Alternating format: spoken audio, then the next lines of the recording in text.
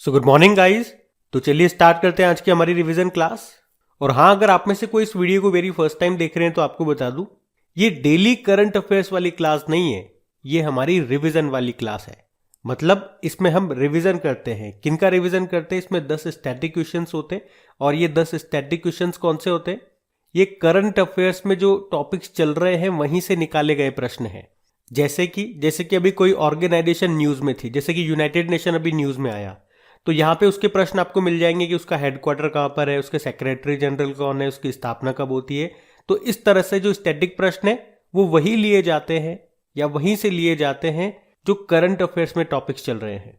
उसके अलावा 20 क्वेश्चन हम पिछले 6 महीने के करंट अफेयर्स के करते हैं और कल के करंट अफेयर्स की क्लास के क्वेश्चंस का भी हम लास्ट में रिवीजन करते हैं।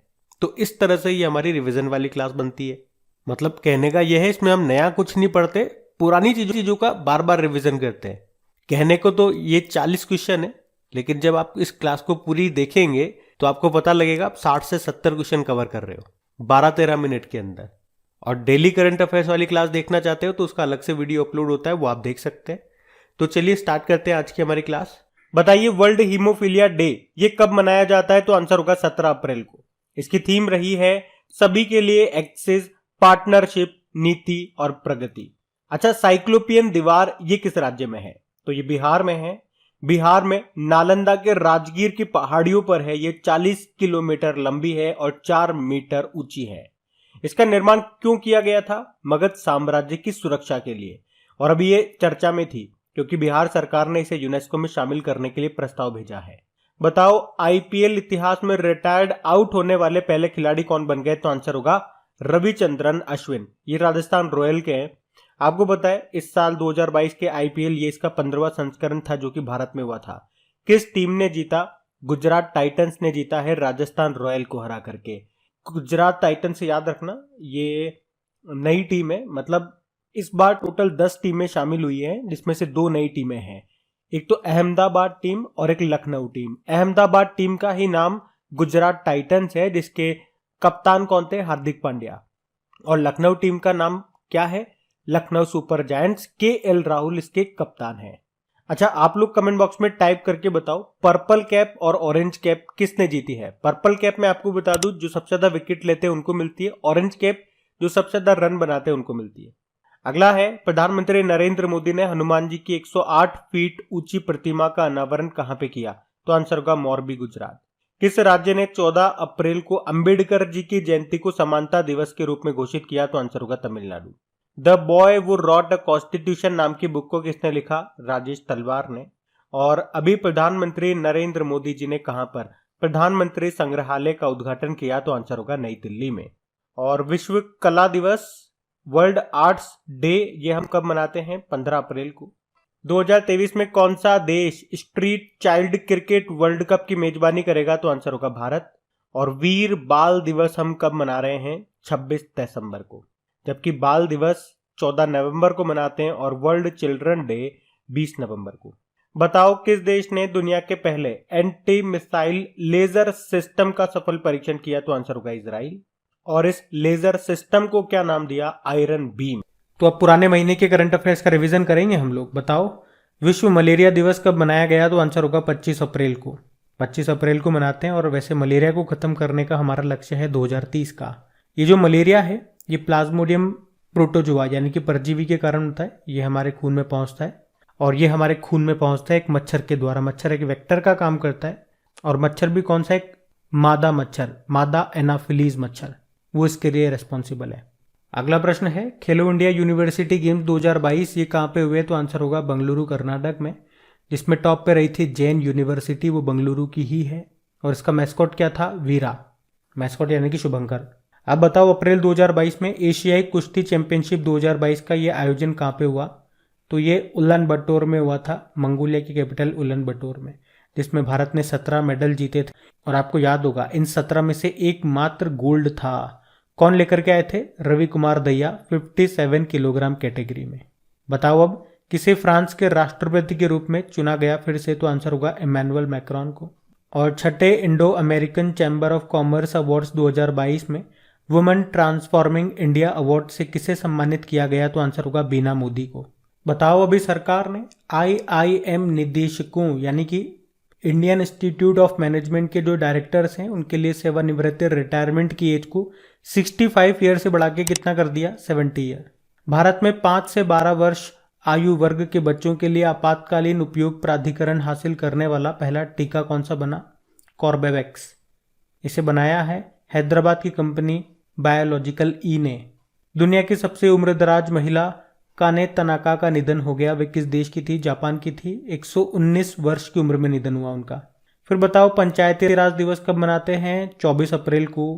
और किसे 2022 के लिए विश्व पुस्तक राजधानी के रूप में चुना गया, तो आंसर होगा मैक्सिको का शहर ग्वाडलाजारा को।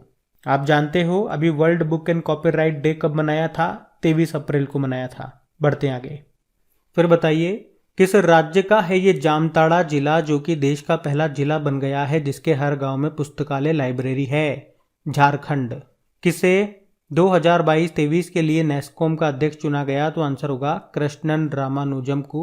नेस्कॉम की फुल फॉर्म होती है national association of software and services companies. और इसके पहले चेयरमैन का नाम भी याद रखना, हरीश मेहता है। क्यों बोल रहा हूं मैं पहले चेयरमैन का नाम याद रखना, क्योंकि इनका नाम न्यूज में था। अभी इन्होंने बुक लिखी है द मैवरिक इफेक्ट नाम से, इसीलिए। बताओ सांसद आदर्श ग्राम योजना के कार्यान्वयन में टॉप पे रहा था तेलंगाना। और इस योजना का उद्देश्य क्या है, गांव का निर्माण और उसका विकास करना। ये शुरू हुई थी योजना 11 अक्टूबर 2014 को। बताओ भारत के किस राज्य में एक साथ 78,220 झंडे लहरा करके Guinness book of world record बनाया था, तो बिहार में बनाया था ये रिकॉर्ड।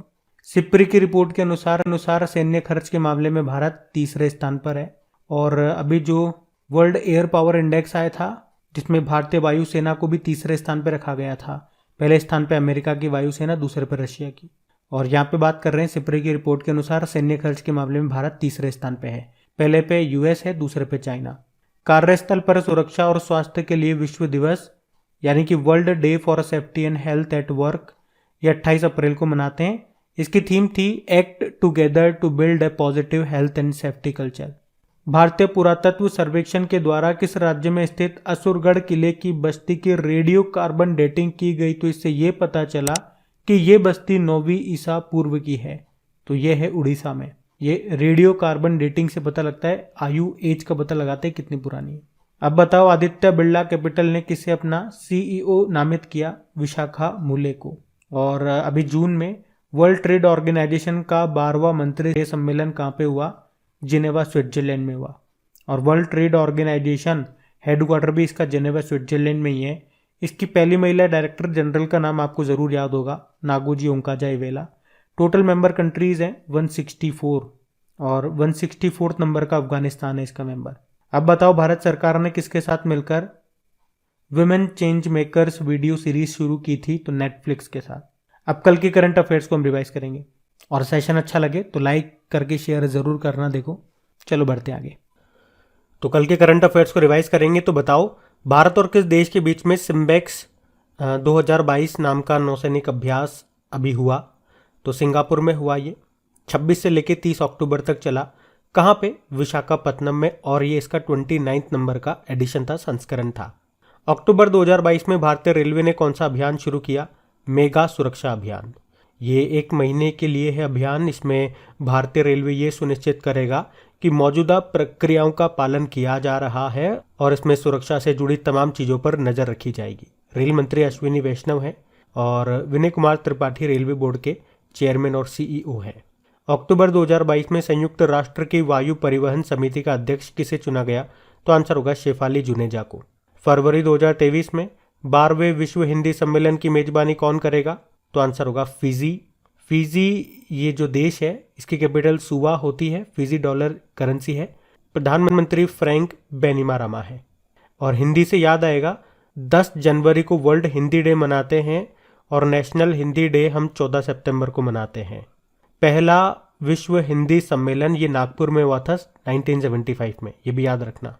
अभी राजस्थान के पुलिस महानिदेशक डायरेक्टर जनरल ऑफ पुलिस बने उमेश मिश्रा। दुनिया का 10वां सबसे व्यस्ततम हवाई अड्डा बिजिएस्ट एयरपोर्ट कौन सा बना, दिल्ली का इंदिरा गांधी इंटरनेशनल एयरपोर्ट। और पहले नंबर पे है अमेरिका का अटलांटा इंटरनेशनल एयरपोर्ट। और याद रखना चंडीगढ़ एयरपोर्ट का नाम बदल के भगत सिंह के नाम पर रखा गया है। और किस राज्य सरकार ने पालतू कुत्तों का पंजीकरण रजिस्ट्रेशन अनिवार्य कर दिया? तो आंसर होगा हरियाणा ने। उड़ीसा के मुख्यमंत्री नवीन पटनायक ने किसानों के लिए अभी किस नाम से एक साझा पोर्टल लॉन्च किया? तो आंसर होगा सफल। सैमसंग इलेक्ट्रॉनिक्स के कार्यकारी अध्यक्ष कौन बने? तो आंसर होगा जे.वाई. ली। सैमसंग ये कहाँ की कंपनी है? साउथ कोरिया की कंपनी है। और साउथ कोरिया के नए प्रेसिडेंट कौन बने थे? यून सुक येओल। तो गाइज ये था आज का आपका रिवीजन वाला सेशन। अगर अच्छा लगे तो प्लीज़ लाइक करके शेयर ज़रूर कर देना। Thank you.